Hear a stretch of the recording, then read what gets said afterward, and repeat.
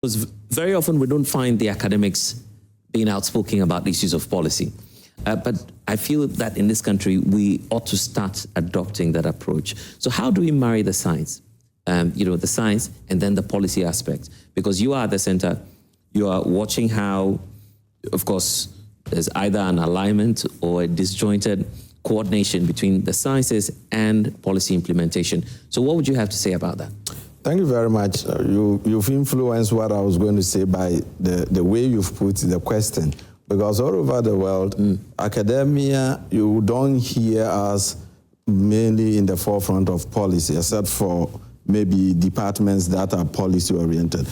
We see our job as research and finding what the issues are, projecting the issue through outlets like peer-reviewed policy briefs and so ways like that. And then we expect that there will be a synergy between the leaders who are taking the decision and asking us where the direction should go.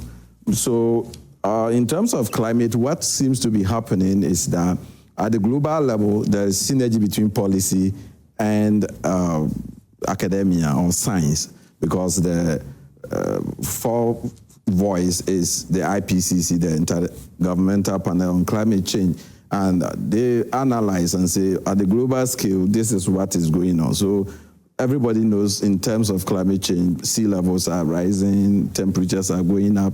When it comes to other indicators, that's where the problem comes in. So locally, you have to strengthen your science and research capacity at home to be able to identify what really is the problem in your domain. And that is where we are found wanting. Let me try and be a bit more direct. Do you have the capacity at the University of Ghana then? Do you have the capacity? Yes and no. I must be frank, because the University of Ghana realizing the capacity need is what brought us into existence in 2012, when the university said, climate change is becoming one of the greatest challenge.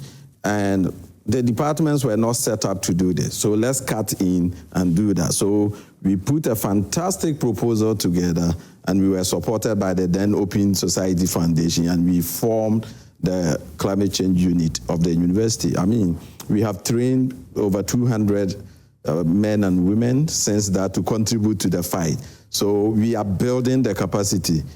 And as I'm preparing for this, that is where the fear is. Now everybody has jumped onto the climate change wagon and is taking bits and pieces and low-hanging fruit. But the actual scientific basis is getting left out. So we still have the need to build more capacity, because I don't think as a country we are there yet.